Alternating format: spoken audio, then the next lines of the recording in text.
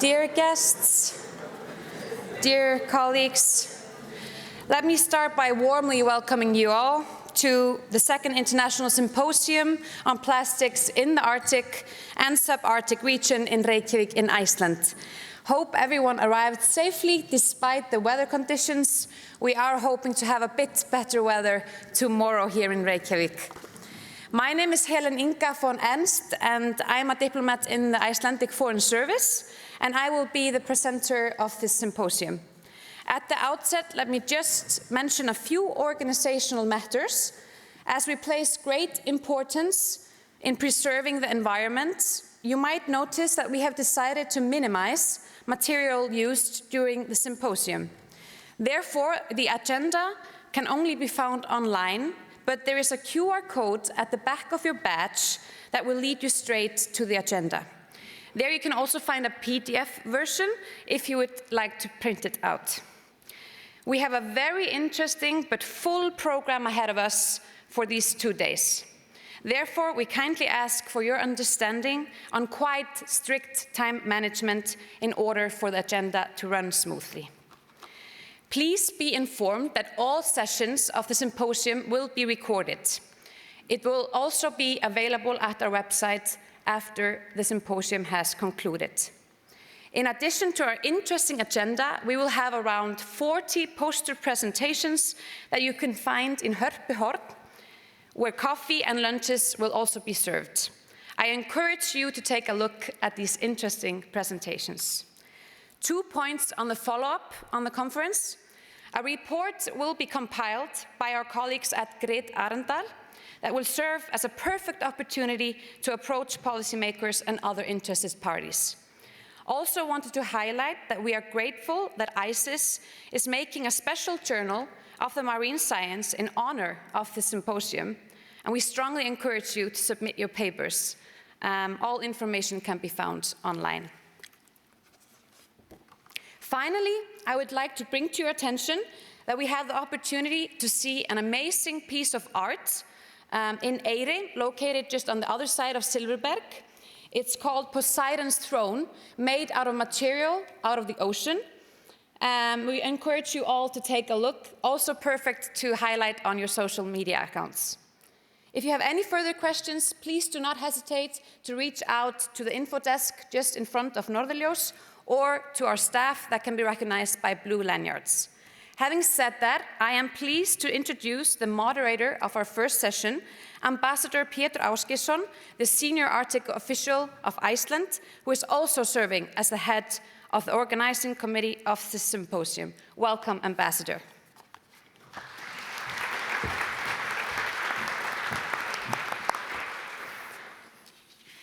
Thank you, Helen. Good morning, everyone.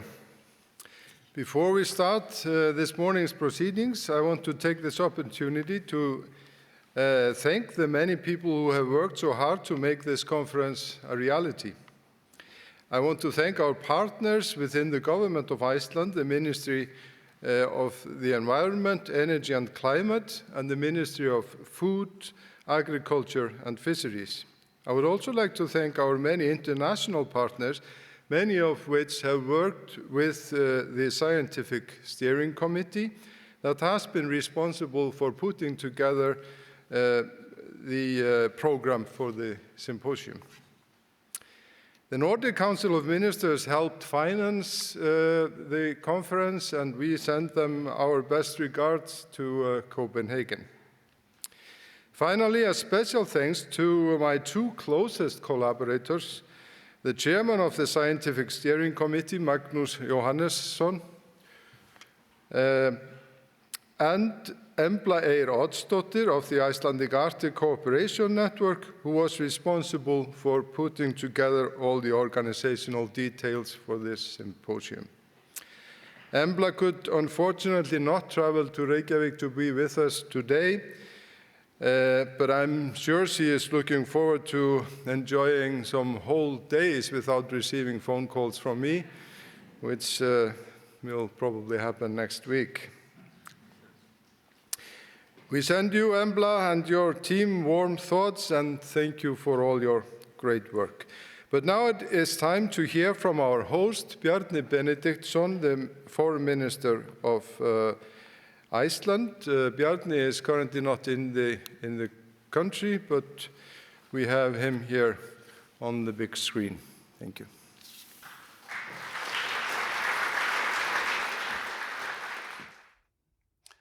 Good morning, everyone, and welcome to Iceland. It is an honor to host the second International Symposium on Plastic Pollution in the Arctic. Looking out over the bay towards Mount Asia, it is hard to imagine that we have a rapidly growing problem with plastic pollution in these clear blue waters. Icelanders have long taken pride in our sustainable fisheries policies, and the fishing industry is vital to our economy. However, we have been forced to recognize that plastic pollution is becoming a serious threat to the health of the ocean ecosystems and biodiversity. During the Icelandic chairmanship of the Arctic Council, the Ministry for Foreign Affairs, in cooperation with several local and international partners, organized the first international symposium on the issue. It became evident during that event that further discussions and sharing of information were necessary. Consequently, the government of Iceland decided to organize this second symposium. By hosting this conference, Iceland seeks to raise awareness of this critical issue and facilitate a dialogue between those researching the problem and those playing a crucial role in its mitigation. We hope to encourage a more responsible use of plastic and foster more robust efforts to clean our beaches and oceans. I want to use this opportunity to recognize the important work being carried out by the United Nations Environment Programme on the International Agreement on Plastic Pollution. Under the leadership of the UN, Iceland and 174 other nations have resolved to enter into a legally binding agreement on plastic pollution to be signed next year. Iceland is also a member of and fully supports the High Ambition Coalition to end plastic pollution by 2040. Plastic pollution is a global concern, which is reflected by more than 120 speakers that we have gathered here today from around 20 countries. We have speakers from almost all member states of the Arctic Council, representatives of 2 permanent participants of the Arctic Council, the Inuit Circumpolar Council and the Sami Council. Speakers from countries as far away as South Korea, Japan, India, and China, as well as European neighbors, Italy, France, and Greece. I warmly welcome you all here today. I want to extend a special welcome to Minister Malcolm Noonan from Dublin, Ireland, and Ambassador Morten Høglund, the SAO Chair of the Arctic Council. He has the challenging task of leading the Arctic Council under the circumstances, and we certainly appreciate his presence here today. Again, I thank you all for joining us today. I know the discussions ahead will be productive for us all as we unite in solidarity to address plastic pollution worldwide. Thank you so much.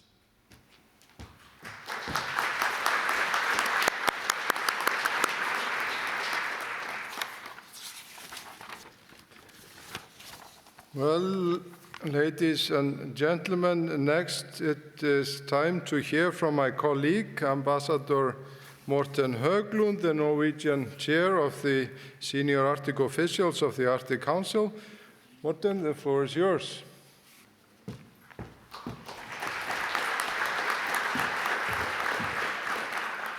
Thank you, Peter, and thank you for all your hard work in getting this organized. It's good to be here, and all dear Arctic colleagues and friends. I also want to thank the government of Iceland for hosting this event and gathering such a prestigious group of experts and knowledge holders to discuss and chart a way forward to reduce the impact of plastic on Arctic ecosystems. The Arctic Council is an important forum to collaborate on pressing Arctic issues. The Council has a long history of addressing pollution in the Arctic environment and has produced several comprehensive and cutting-edge assessments and products on this topic. However, these are very challenging times for circumpolar cooperation. In May this year, Norway took on the chairship of the Council during the historic 13th meeting. During this meeting, all eight Arctic states, joined by the Council's 6 indigenous permanent participants, reaffirmed their support for the Arctic Council role in facilitating constructive cooperation, stability, and dialogue between people in the Arctic region. It's been 6 months since Norway took on the chairship and have been off to a busy and ambitious start. Despite global challenges, I'm happy with the progress we have made in resuming work coming out of a pause in Arctic Council activities. The overall objective for Norway's chairship of the Arctic Council will be to promote stability and constructive cooperation. Our chairship program has 4 main priorities: the oceans, climate and environment, sustainable economic development, and people in the north. By focusing on these priorities, we are continuing the long-term approach taken by the Council to ensure a vibrant and sustainable Arctic region. The oceans are experiencing growing pressure due to increasing activity, rapid climate change, and loss of sea ice. That is why we chose to focus on oceans as a priority, to promote healthy and productive oceans while enhancing the sustainability of Arctic ocean industries. Marine litter is one of the most pervasive problems affecting the marine environment globally. The Nordic Council of Ministers just recently launched a Nordic report on scenarios to end plastic pollution by 2040. It shows that 15 policy interventions at the demand side in a globally coordinated effort could cut annual mismanaged plastics by 90% and virgin plastic production by 30% by 2040 compared to 2019. On the other hand, inaction could increase virgin plastic production by 2/3, nearly double annual mismanaged plastics, and increase greenhouse gas emissions by 63%, all by 2040 relative to 2019 levels. The report underlines the urgency of comprehensive, globally binding rules. It's a threat not only to marine species and ecosystems, but also to human health and ways of life. In the Arctic, we see that Arctic species from fish to seabirds to whales are found to have elevated levels of plastic ingestion. For residents of the Arctic who depend on wildlife for food security, plastic and microplastic bioaccumulation shines a light on this risk that needs further study. Marine litter, such as fishing gear and other plastic waste, can entangle and threaten sea life. And plastics can even act as a vessel for invasive species, bringing non-native southern species up north.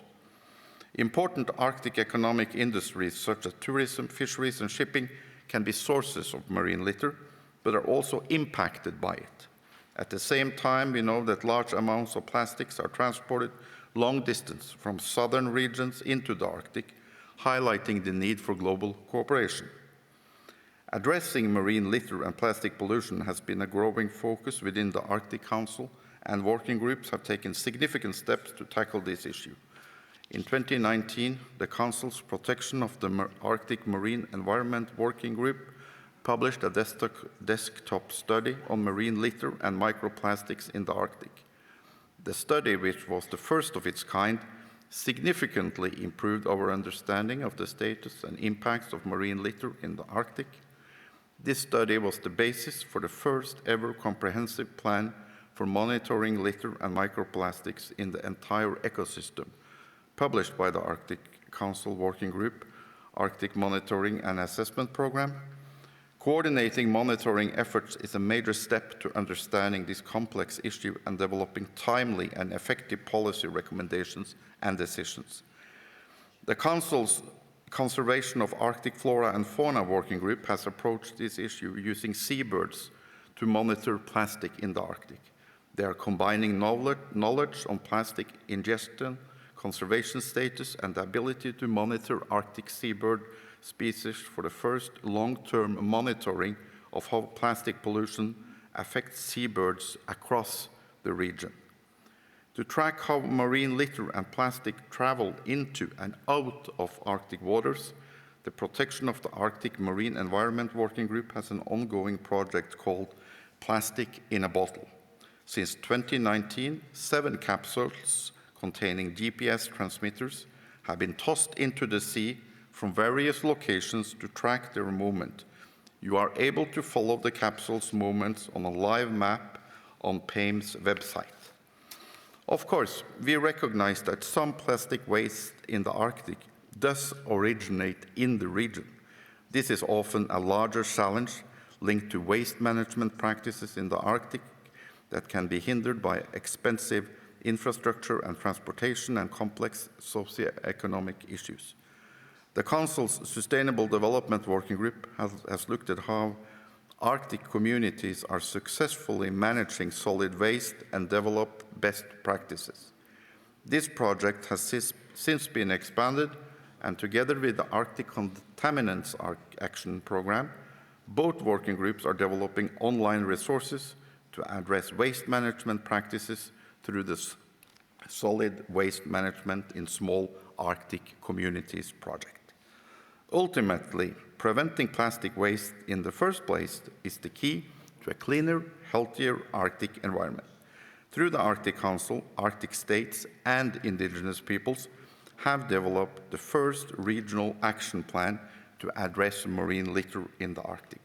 The action plan, produced by the Protection of the Arctic Marine Environment Working Group, charts a path to reducing both land and sea-based marine litter.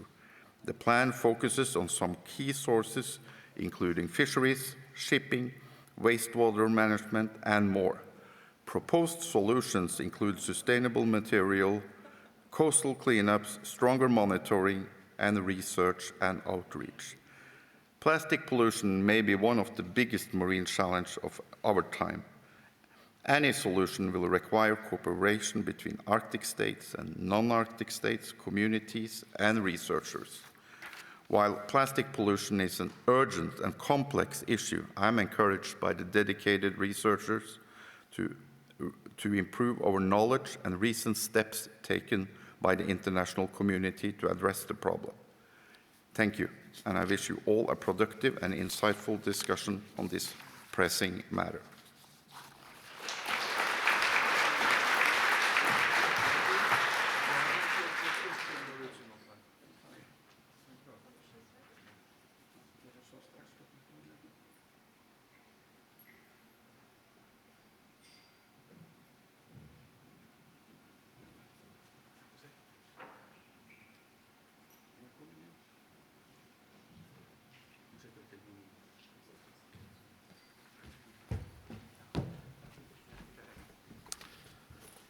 Thank you, Morten. Thank you very much, and thank you for your excellent leadership of the senior Arctic officials. Now the time has come to hear from Jyoti Mathur Philip, the Executive Secretary of the INC Secretariat of UNEP. She will talk about the work of the Intergovernmental Negotiating Committee on Plastic Pollution, the INC. We appreciate you being with us here today. Jyoti, the floor is yours.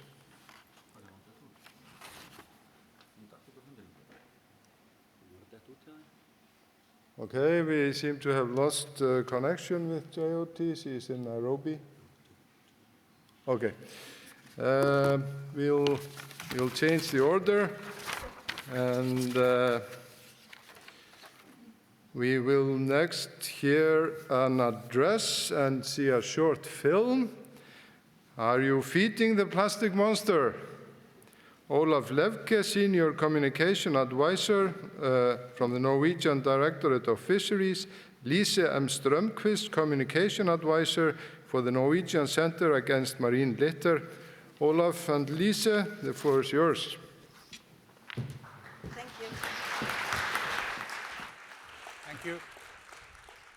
Hi, I'm Lise Strømquist from the Norwegian Center Against Marine Litter. Good morning. I'm Olav Lekve from the Directorate of Fisheries in Norway, and we are happy to be here at the second International Symposium on Plastic in the Arctic, together with all of you who have a vital part in solving the environmental problem with plastic in the Arctic. We are facing a problem that in many ways is everywhere all at once. And for me it became a necessity to find a place to begin, find a small but important part of the problem to grab onto.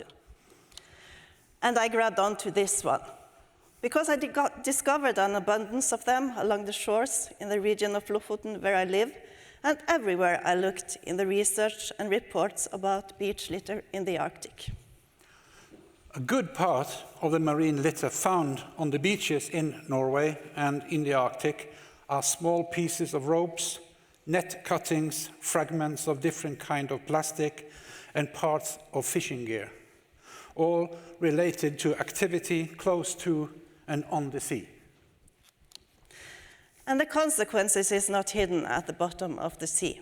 It's in our beaches, and the animals get trapped in it, and birds build their nests of it. It's like we have created a monster with mismanaged plastics. And how are we feeding this monster that we have created for ourselves? The small plastic parts end up in the sea and on the beaches out of three main reasons. 1, negligence. 2, lack of routines for handling this type of litter on board and in harbors. 3, or by mishaps during rough circumstances at sea. It's not only mishaps that it happens. Ideas happen, solution happens, and cooperation happens. And that's why you and I, Olav, are standing here today. That's true, Lisa. In Norway, 4 of our directorates under 2 different ministries with a management role and a responsibility for the ocean environment and activity connected to the oceans came together and agreed to start a campaign to create awareness to prevent that pieces of ropes, net cuttings, and other fragments of plastic end up in the sea and on the beaches. The 4 are the Norwegian Directorate of Fisheries, Olav, the Norwegian Center Against Marine Litter, MARFO, the Norwegian Maritime Authority, and the Norwegian Coastal Administration. The original campaign was aimed at Norwegians who spend time on or at sea. But the sea have no barriers, and research and cleanups show that this type of litter is not a sole Norwegian problem. It is also an Arctic problem and a global problem. We are therefore thrilled to expand the campaign to the Arctic by the help from the Arctic Council and by the opportunity we got to speak to you here at this important conference. The target group is still the same. Anybody that spends time, either by work or recreation, on or at the sea. But the target group is also bigger, younger, and more cultural complex and rich. So we had to look closer on our original campaign, Hey, Did You Drop Something? And understood that some of it had to be dropped. And then we grabbed on to something I think many cultures in the Arctic have in some form or another, something that human culture often do when something is scary or important to understand the complexity and parts of, like nature and human behavior. We create myths and creatures like monsters. So we created one, because we believe in telling stories and that problems can be solved by creating awareness, and by that, change people's attitude towards a type of litter that is abundant in the Arctic. If people stop throwing small pieces of plastic overboard and introduce manageable routines for litter handling on board, most of the problem will be solved. It's that simple. Well, but it's still hard. Because it inflicts changes and that solutions is implemented not only on board, but structurally by all of us. This symposium is a good example of the different measures we need, that dedicated people with different experience, knowledge, and input that plays a role in the puzzle to solve the Arctic plastic problem meet. We also need to reach out to the doers. That's why our campaigns say, just don't do it. Stop feeding the plastic monster. Together we can stop plastic pollution. We hope you will enjoy our film. Thank you very much for your attention.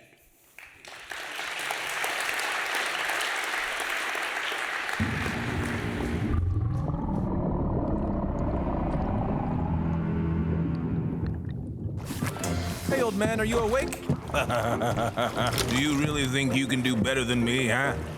Do you know what they call me? The king of the ocean. What are you doing, huh? You're feeding the plastic monster. That's just a fairy tale, you clown. Grow up, plastic monster.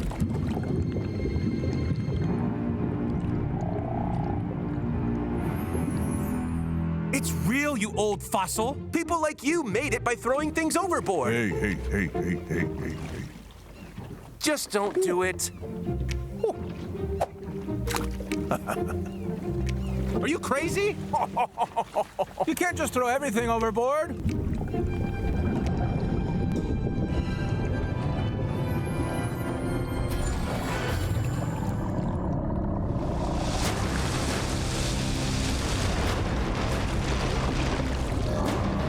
Plastic monster!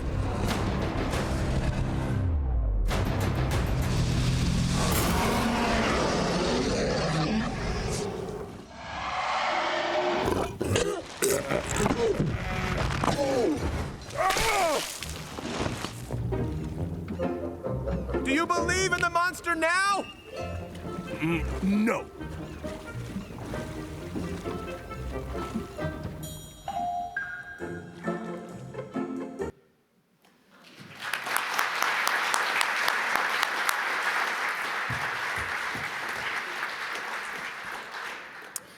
Thank you very much, Olaf and Lise. That was thought-provoking and was kind of you to bring some levity into our proceedings to this serious discussion.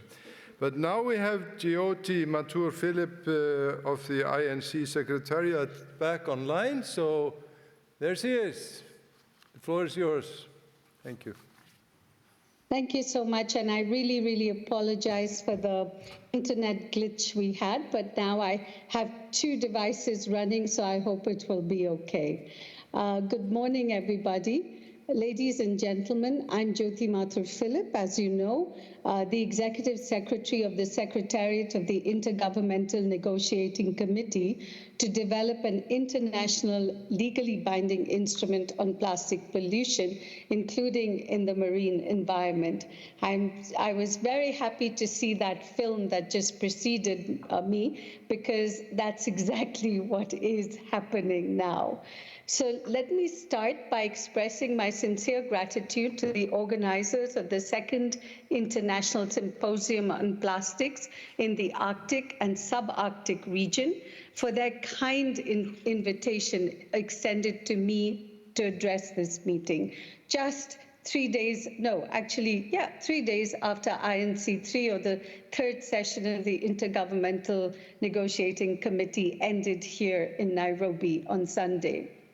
Gatherings such as this symposium on plastic in the Arctic and subarctic region are exactly the kind of multi-stakeholder discussions we need to continue the momentum for the Intergovernmental Negotiating Committee and to bring forth solutions to tackle plastic pollution crisis.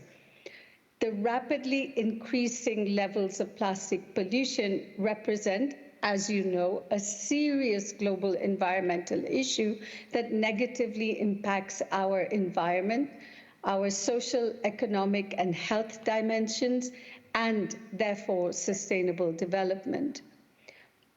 And probably you know, research shows that humanity produces around 430 million metric tons of plastic per year. And under a business as usual scenario, and in the absence of urgent action, this is expected to triple. Let me say that again, triple by 2060. According to one UNEP study, between 19 and 23 million metric tons of plastic enter and damage aquatic ecosystems every year. And the film, I think, amplified what happens in the marine environment. And again, only 9% of plastic is presently recycled globally, and our current recycling and waste management infrastructure cannot, and I mean it, cannot cope as it stands currently.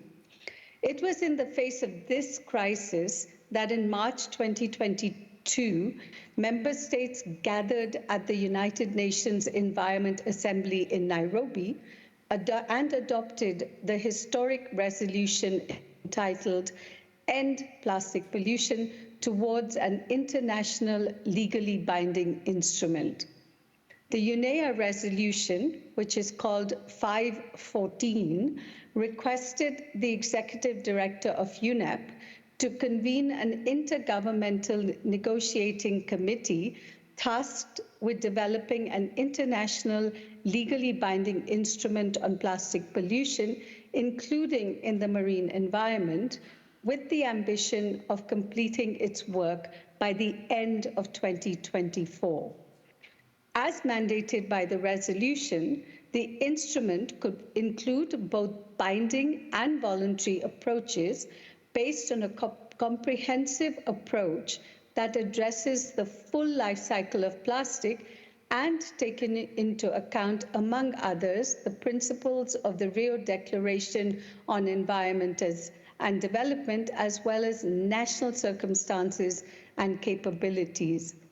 Indeed, as the gavel came down in Nairobi in 2022, the world once again proved that multilateralism can and will deliver. The instrument is to, among others, promote sustainable production and consumption of plastics, including product design and environmentally sound waste management through resource efficiency and circular economy approaches, to specify arrangements for capacity building, technical assistance, technology transfer, and financial assistance, to promote research into the development of sustainable, affordable, innovative, and cost-efficient approaches, promote national plans, address compliance, and provide data monitoring and means of assessing implementation and effectiveness, and to promote research into the development of sustainable, affordable, innovative, and cost-efficient approaches, and most importantly, to encourage action by all stakeholders, including the private sector, and to promote cooperation and coordination at the local, national, regional, and global levels. Ladies and gentlemen, I am addressing you from Nairobi, where the UNEA resolution was adopted and where the third session of the Intergovernmental Negotiating Committee, as I just said, just concluded. From 13th to 19th November, here at the United Nations Program Headquarters, delegates from around the world convened to advance the consideration, understanding, and articulation of some of the main elements of the future international legally binding instrument. Discussions among members of the committee revolved around the chair's zero draft text of the instrument. Prior to the opening of the session, and as was decided by the committee, a one-day preparatory meeting was convened to discuss a synthesis report prepared by the Secretariat which included things like principles and scope of the instrument, as well as areas for work during the intersessional period. This was the culmination of the work that started 1 year ago at the first session of INC, held from 28 November to 2nd December in Punta del Este, Uruguay.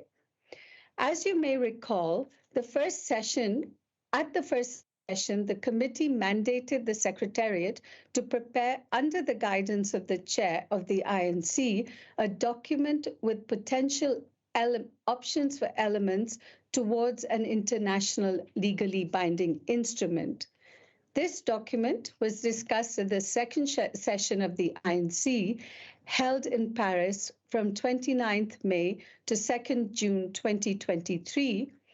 At this session, the committee mandated the chair, with the Secretariat's support, to prepare a zero-draft text of the international legally binding instrument on plastic pollution for discussion at INC 3. Dear participants, the third session of the INC in Nairobi was indeed a critical milestone, as it marked the midpoint of the process and was a significant step forward towards the achievement of our objective to develop an international legally binding instrument to end plastic pollution. Over the course of INC 3, members discussed the chair's zero draft, went through a compilation of text to include all views of members, prepared a validated merged text, and found a way forward on issues that they had not discussed as yet. The session also concluded with an agreement on a starting point and basis for negotiation at the fourth session. The INC also elected a new chair of the committee, Ambassador Luis Valdivieso of Ecuador, and also 2 vice chairs. More than 1,900 delegates participated in INC 3, representing 161 members of the United Nations, members of the United Nations specialized agencies and regional economic integration organizations, and over 340 observer organizations representing not only the UN entities, but intergovernmental organizations and non-governmental organizations. For INC 4, as requested by the committee, the Secretariat will compile into a single document a revised zero-draft text from INC 3 and put it forward for discussion at INC 4. This will be released by the Secretariat on 31st December of this year. So an early New Year's present for everyone. Last week, I was very, very pleased to see that the Nairobi spirit of collaboration, compromise, and commitment has been in full force during INC 3 in the city that birthed the INC process. As we move forward, the momentum must be maintained to build on the outcome of INC 3 and in the constructive and cooperative manner in which members and observers engaged throughout last week. It is crucial that the Nairobi spirit of collaboration, compromise, and commitment is carried forward into our next sessions in Ottawa, Canada, and in Busan, Republic of Korea, for the 4th and 5th sessions of the INC, and as we continue on our journey towards a strong, ambitious, and inclusive instrument to combat plastic pollution by the end of 2024. This ambitious timeline that was agreed by member states at the UN Environment Assembly is a testament to the will of member states to move forward swiftly to address the plastic pollution crisis. We are also very pleased with the strong interest and engagement from governments and civil society in our process, and hope that many of you will join us at our future sessions. I wish you stimulating and successful deliberations today and a good continuation of the Second International Symposium on Plastics in the Arctic and Subarctic region. Thank you very much. And again, thank you from the INC for inviting me here today.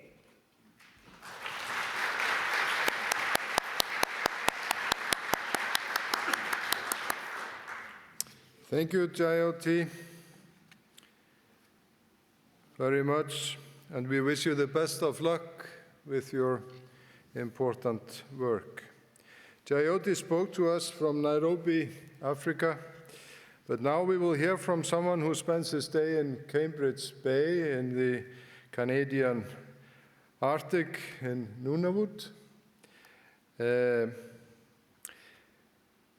We welcome on stage David Hick, Chief Scientist and Executive Director of Programs for Polar Knowledge Canada. David, the floor is yours.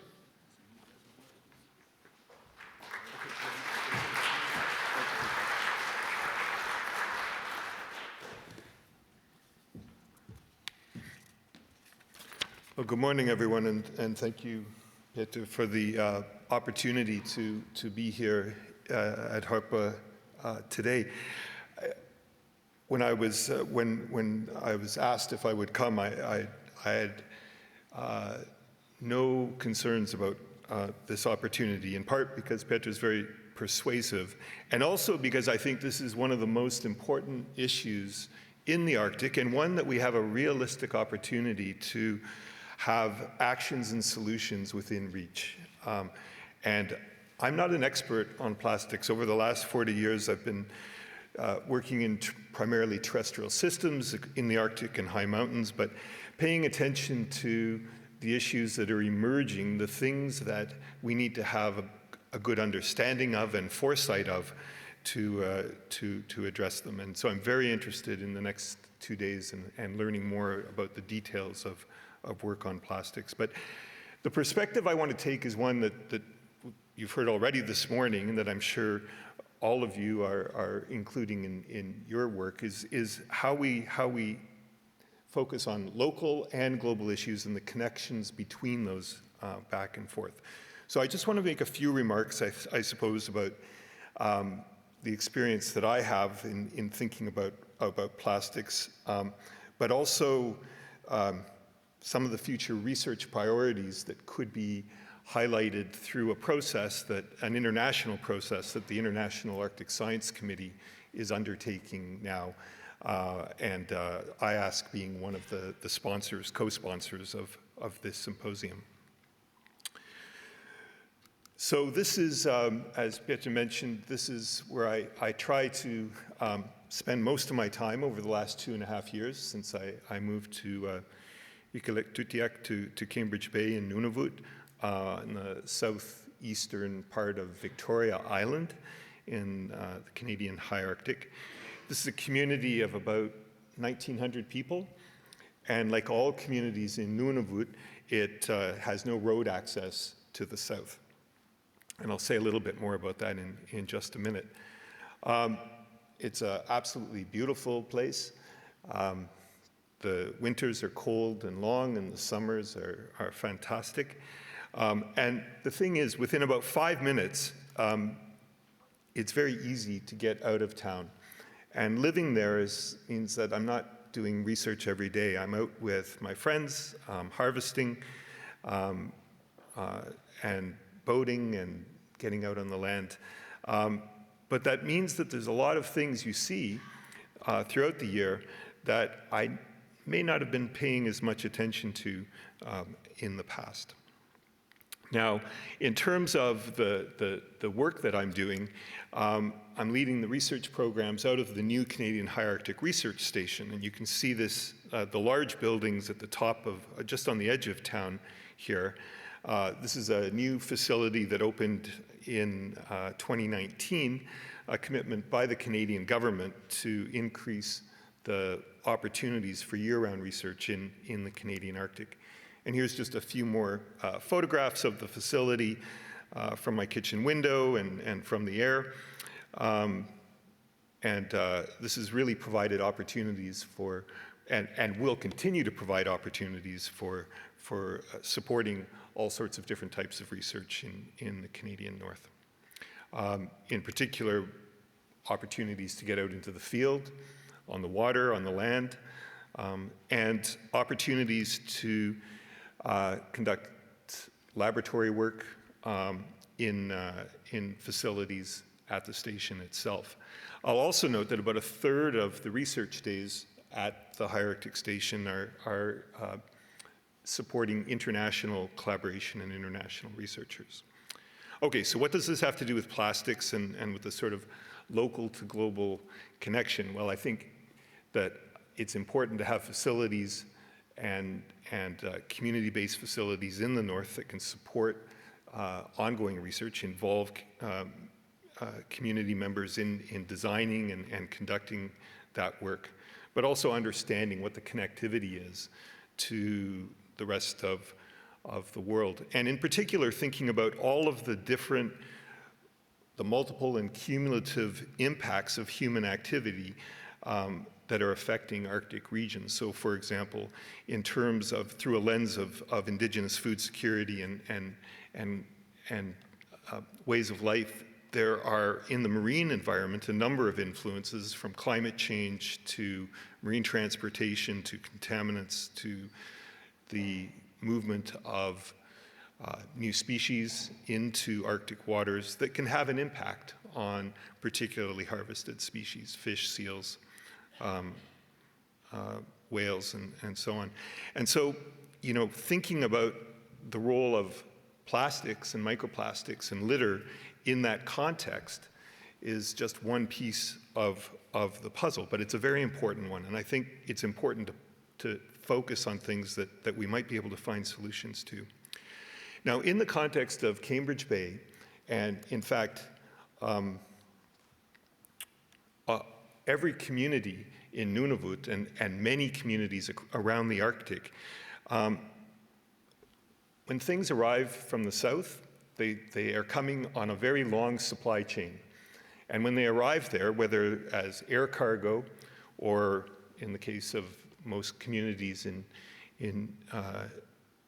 Nunavut on the annual sea lift, once things get there, they stay there. And being at the end of the supply chain means often you don't have many options for the way things are transported or packaged. You need to plan well in advance. And so it limits, in many cases, the opportunities for exploring options of how things are consumed.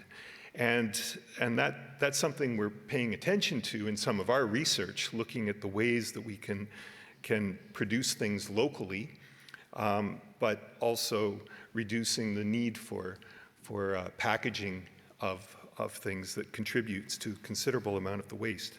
And where does it end up? Well, it often ends up a little bit further out of town in the landfill. And there's just a reality of the current situation that the opportunities for recycling are fairly limited. Now, we are undertaking in our programs research to look at waste diversion, work on particularly opportunities for biofuel production from organic waste, opportunities for using materials that would normally go into landfill for other purposes, for example, as heat sinks for heat storage. But this is still work that needs to continue. What generally happens with things that end up in the landfill is that periodic times, when the winds are in the right direction, things get burned off and buried. And of course, that material then is very labile and ends up in the soil, it ends up in the water, groundwater, and it ends up flowing into the marine environment. And that's something that I think is a concern for people in the community. And there's certainly efforts to try to reduce the impacts of litter and plastic pollution. But the reality is, of course, that despite efforts to try to contain things do end up in the environment. I think we should have more plastic monsters to make sure we're aware of the consequences, but research that's ongoing and observations during cleanup times, have raised awareness about the presence of litter and microplastics in the environment locally. And of course, people observe that while they're further away from the community as well. And trying to document the impacts of those, of microplastics in particular on wildlife and in the food chain is something that is very important. Of course, a research station also, at CHARS, we also have opportunities to involve young people in outreach and education programs. We run STEM camps, science camps throughout the year, and there's a great interest in the marine biodiversity, what's happening on coastlines, and opportunities to involve the next generation in understanding what some of the consequences and solutions might be for dealing with litter and plastic pollution. But it's not just young people that come to research stations. There's obviously researchers doing work, but we also have a chance to interact with leaders, national leaders, international leaders, and increase their awareness about the opportunities to address these issues. Because without political support to enact the legislation and the policies that are needed to deal with things like plastics in the environment, it'll be very difficult to achieve those outcomes. But I just wanted to highlight that there are real advantages of having facilities, research facilities and researchers present in communities and across the Arctic to observe these issues, but also to raise awareness about the opportunities for actions and solutions. Which brings me to the last part of my comments, which is the work that the International Arctic Science Committee is doing or could do more of to address the work, the research and the work that all of you are doing. As you know, the International Arctic Science Committee is a non-governmental organization that's been around for about 32 years. There's 32 member countries, and much of the work is organized through working groups, thematic working groups, and cross-cutting research programs. And IASC over the years has, through the working groups, has been able to contribute and support an Arctic lens on many international programs. So, for example, the IASC Marine Working Group is working very much on developing a strategic plan to support the UN Ocean Decade Arctic Action Plan. And part of that could very much focus on issues related to pollution and plastics, and some of the solutions as well. The other opportunity, and I think this could come out of this symposium, is input into a decadal, a process that IASC leads every 10 years, and we're now looking at the 4th International Conference on Arctic Research Planning, or ICARP. And this is an effort to provide community input, expert and otherwise, to identify the most urgent knowledge gaps in Arctic research and what the needs are for the next decade, and how to achieve outcomes over that time period that would address those needs and knowledge gaps. So we're now in this process of undertaking ICARP 4. It's an effort that has continuity over time. We're not starting new, but or anew every 10 years. But I think it's a very, very valuable opportunity to really focus and redefine what the priorities are, what communities need to be involved, and how to achieve those outcomes. So right now we're at the process of defining those research priorities and seeking community input. And all of this will be accumulated through some writing teams, what are called research priority teams, and they will present the outcomes of these inputs at the ICARP conference at Arctic Science Summit Week in 2025 in Boulder, Colorado. And then all of that will be sort of consolidated into a set of action plans that will help to guide and prioritize the resources that are provided to support research over the next 10 years. So these thematic areas are, there's 7 of them that have been identified, and they're obviously not exclusive to each other, but the role of the Arctic in the global system, observing, reconstructing and predicting future climate dynamics and ecosystem responses, and then understanding the vulnerability and resilience of Arctic environments and societies, and supporting sustainable development. And there's several places where I think your work can plug into the ICARP priorities, as well as more cross-cutting themes around scientific cooperation and science diplomacy, co-production of knowledge, and in particular, adopting indigenous-led methodologies into our work, work around education, outreach, and communications and capacity building, and looking at new technologies and innovative ways of being able to conduct sustainably conduct Arctic research in the future. So that's something that you might want to pay attention to, and either as individuals or as research groups or as a community, there's an open process right now to input those ideas into ICARP 4. And it certainly encouraged some thought about what one of the outcomes from this next 2 days to ensure that these priorities are included in the work that ICARP will be doing. The ICARP itself is guiding opportunities for international collaboration and research priorities, but there's another opportunity even a little bit further down the track, and this is the early planning and consideration for a 5th International Polar Year in 2032-33. And I know many of you, or some of you at least, were involved in the last International Polar Year of 2007-2008. There's an urgency, I think, in the polar research community, in the polar community as a whole, to ensure that we don't lose track of the work that was accomplished during the last polar year, the legacies of collaboration and the observing infrastructure that's needed to understand the changes that are taking place across the polar regions, and in particular in the Arctic.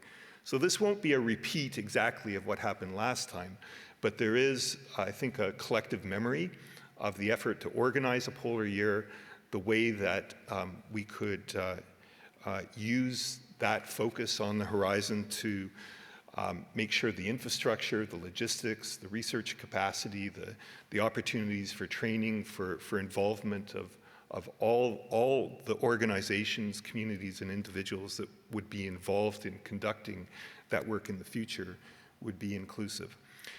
This is a busy slide, but what it lays out is sort of a timeline for how this process might unfold. So you can see it starts with that reference back to the 4th International Polar Year in 2007-2008, and sort of jumps into the present, which is understanding the urgencies of a melting and thawing cryosphere and plastic pollution and other things that are affecting the polar regions, and the global implications of melting ice sheets on sea level and all of the other things we're concerned about. But looking at a very deliberate process that includes that input from workshops like this, through the ICARP process, to start to build out a plan so that we have the focus and resources to have an observing period in around 2032-33, and ramping up activities to support the efforts of an international polar year.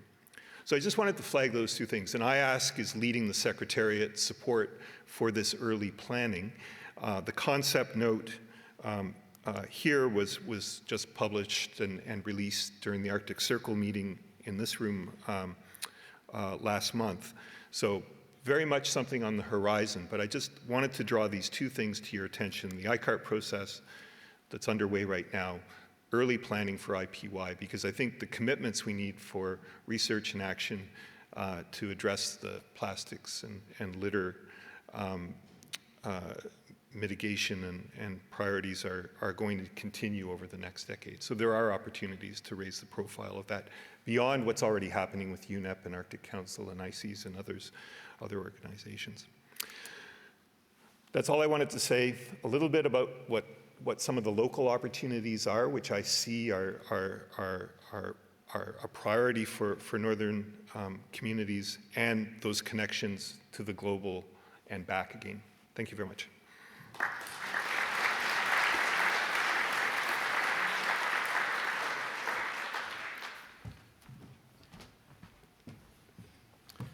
Thank you very much, David. Next, we will hear from another Canadian, member of the Canadian Parliament, John Aldag. John will speak about the OSCE Parliamentary Resolution on Microplastics and Nanoplastic Pollution. And John speaks to us from one of my absolute favorite cities, Ottawa, Canada. Morning, John. Good morning. The floor is yours. Can you hear me? Okay, thank you so much, colleagues. I offer you a very early good morning from Ottawa. My name is John Aldag, and I represent the federal riding of Cloverdale-Langley City in Canada's House of Commons. My riding is part of the suburban Vancouver area. Prior to politics, I had the privilege of working for 34 years with our National Park Service, Parks Canada, including 8 years being posted in Canada's subarctic region. Let me begin by saying how grateful I am to have this opportunity to participate in the second edition of the International Symposium on Plastics in the Arctic. With Canada being an Arctic nation, I appreciate the importance of this international symposium. I truly wish I could be there in person with you. Since I was first elected in 2015, I've been working on issues relating to the environment and climate change in Canada. Sadly, over the years, I've been reminded countless times that the Arctic and the communities living in the region are disproportionately affected by the impacts of pollution and climate change. I believe that raising awareness and highlighting the specific challenges facing the Arctic should remain a priority for us all, and I thank you for the opportunity to contribute to this discussion. I'd like to focus my 10-minute presentation on some of the work I've undertaken on the issue of microplastic pollution as a member of the Organization for Security and Cooperation in Europe Parliamentary Assembly, which I'll refer to as the OSCE-PA. I'll first provide a brief overview of the work the OSCE-PA is doing on environmental issues, including on pollution. I'll then focus on my resolution on microplastic and nanoplastic pollution that was adopted by the Parliamentary Assembly this past July in Vancouver. To begin, the OSCE Parliamentary Assembly is the parliamentary as a component of the OSCEA. It brings together more than 300 parliamentarians from the 57 OSCE participating states and serves as a forum to facilitate interparliamentary dialogue and international cooperation on issues facing participating states. At the OSCE-PA, we try to leverage the unique role of parliamentarians. Parliamentarians have the power to develop national legislation, allocate resources, and hold governments to account for their commitments. We must use these tools to move forward our collective efforts to protect the environment. In recent years, the OSCE-PA has advocated for an urgent, science-based response to address environmental challenges and tackle the impacts of pollution. Our Assembly regularly organizes events and debates during which we get to hear from scientific experts, academics, and representatives from international organizations.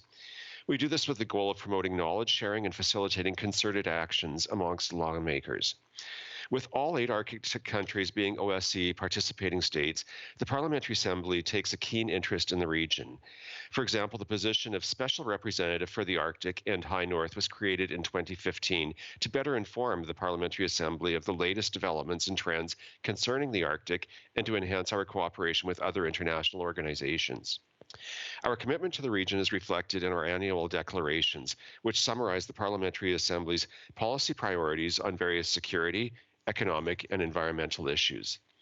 As well, these declarations offer recommendations for the OSCE and for the governments, parliaments, and citizens of the participating states.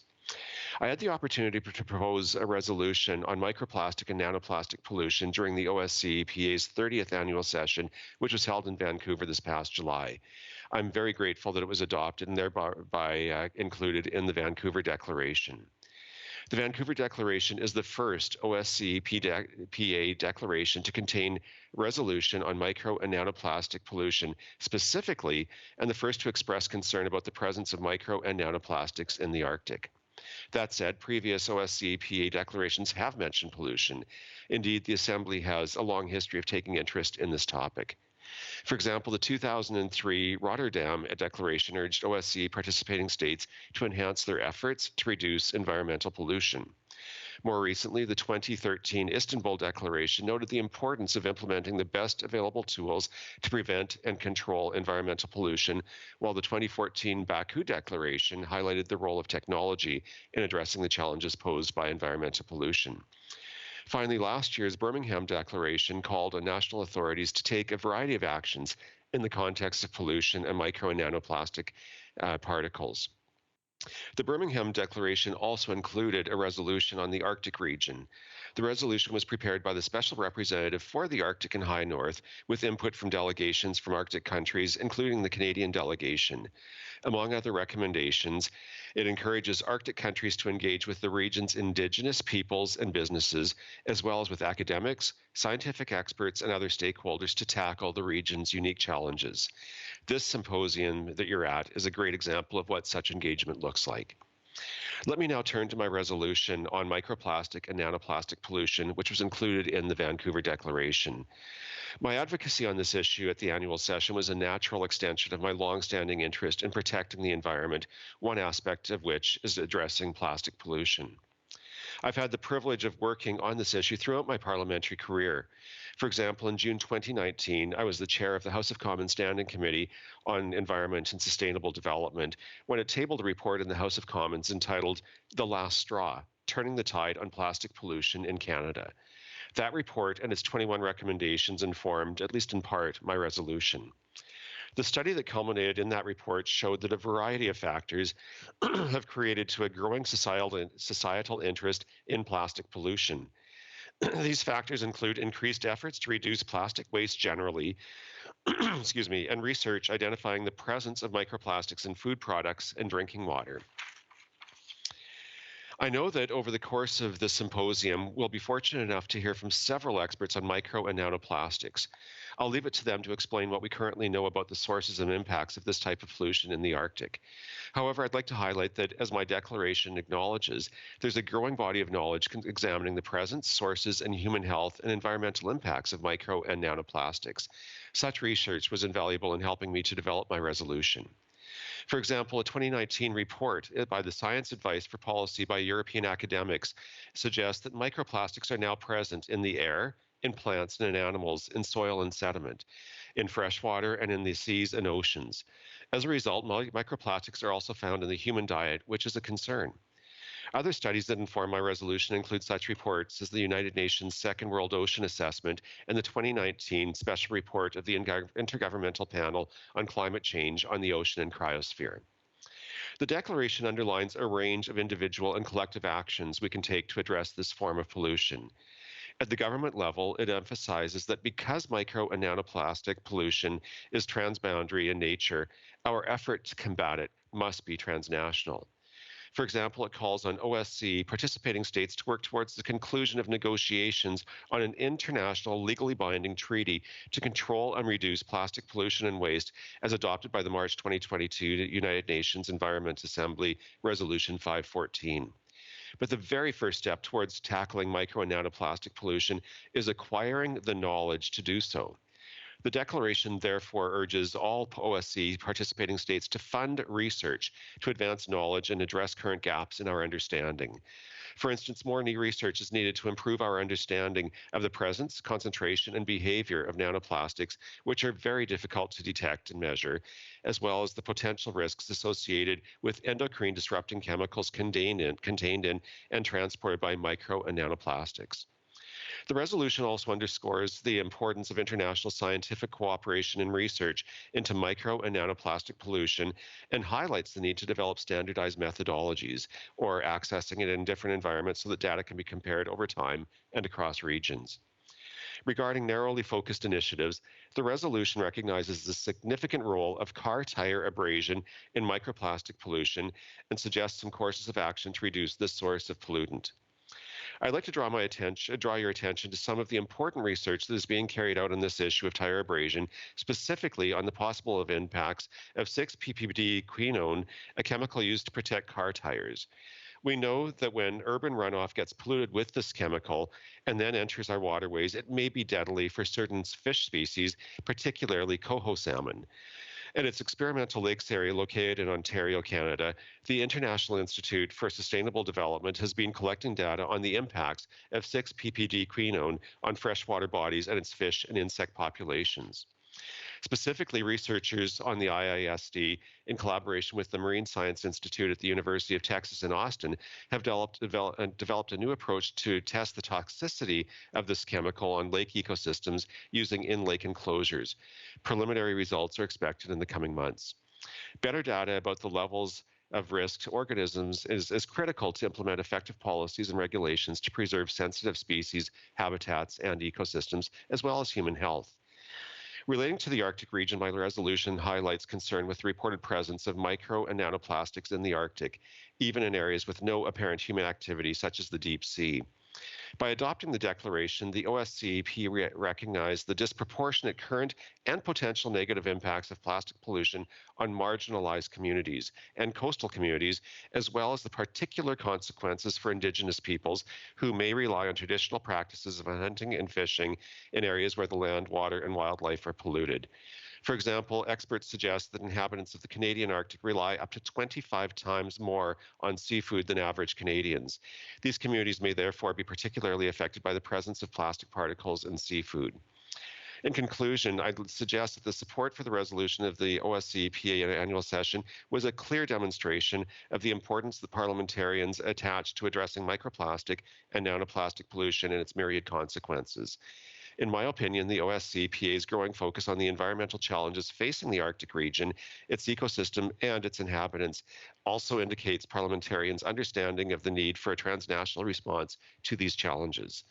The Vancouver Declaration provides us with certain ideas to support the protection of the marine environment, one of which is to ensure collaboration and coordinated action among relevant stakeholders, including lawmakers, international organizations, and the scientific community, with the aim of fighting plastic pollution. I think parliaments have a key role to play in this area, and I encourage you to engage with your parliamentarians on this important topic. I thank you for your kind attention and wish you success in your deliberations at this very important symposium. Thank you so much.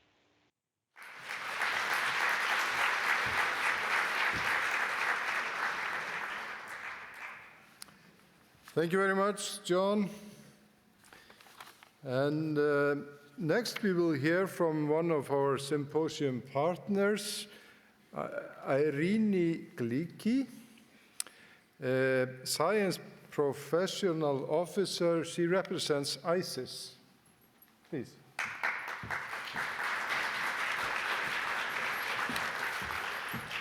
Thank you, Pedro. Good morning, everybody. It's with pleasure that I'm welcoming you all on behalf of ICES, the International Council for the Exploration of the Seas.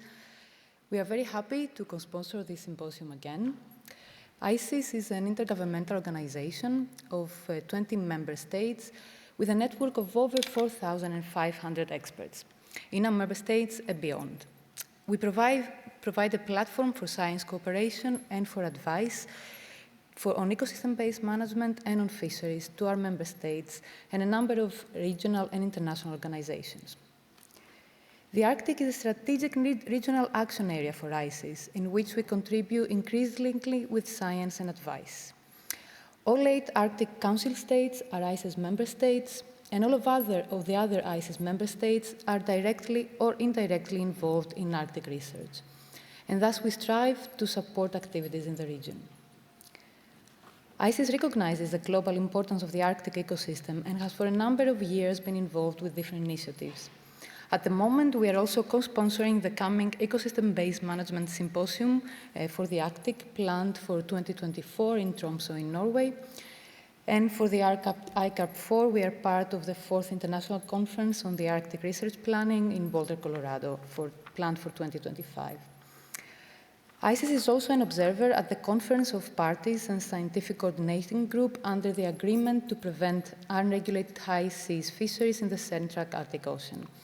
And we are also project partners in the Coordination and Support Action for the Arctic and Atlantic Lighthouse within the EU Horizon project framework. We recognize that the challenge we face today transcends the boundaries of traditional academic disciplines. And by bridging the gap between diverse fields of study, we can then tap into a wealth of knowledge, insights, and perspective that will enable us to develop comprehensive solutions.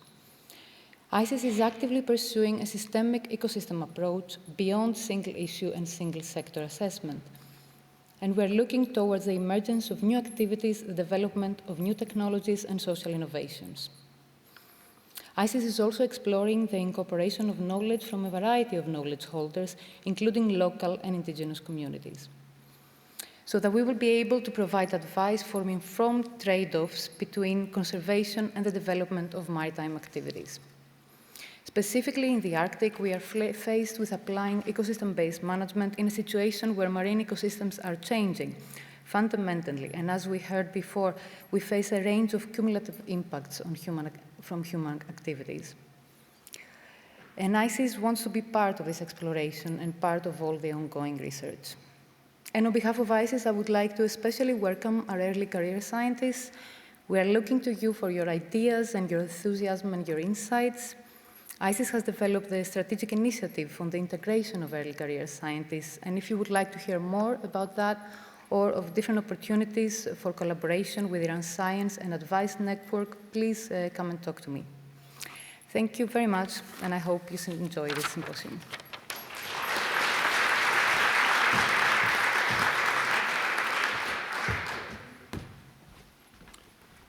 Thank you, Arini, and thank you for the cooperation with the symposium. Arini was our last speaker for this session, but I would like to recognize the representatives of embassies that are here today. Their Excellencies, ambassadors of Canada, China, Japan, Poland, and the representative of Greenland is also here, as well as the Deputy Ambassador of Norway. So thank you for being here with us today, all of you. I hope I'm not forgetting anyone.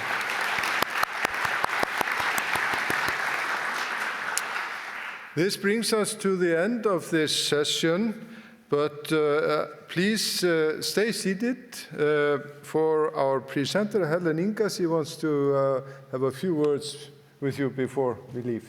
Thank you. Thank you, Ambassador Pétur, and thank you to our keynote speakers for very interesting opening addresses that set the tone for the next 2 days to come. Before we release you for a coffee break, I wanted to kindly just explain the organization of today's sessions. We will have 3 different themes of discussions that start after our coffee break at 11 a.m. and will conclude at 3:30 p.m. today, with roughly an hour lunch break, and the lunch will take place in Harpa, and the same place as the coffee as well. The first theme is on monitoring and assessment of plastic pollution in the Arctic, and it will be located in this room. The second theme is on methodological developments to determine macro, micro, and nanoplastics, and that will be located in Silverberg, and that is the A segment of Silverberg is located over here. And the third theme is on sources and transport of plastic in the Arctic and subarctic, located in Silverberg B, which is the same room next door, but it's located on this side, so on the back of the room. We will meet all of us here again in this room at 4 p.m., where we will get the opportunity to listen to the main messages of all the different thematic discussions. We hope you will enjoy your thematic discussions and your coffee break as well in Harpa. Thank you.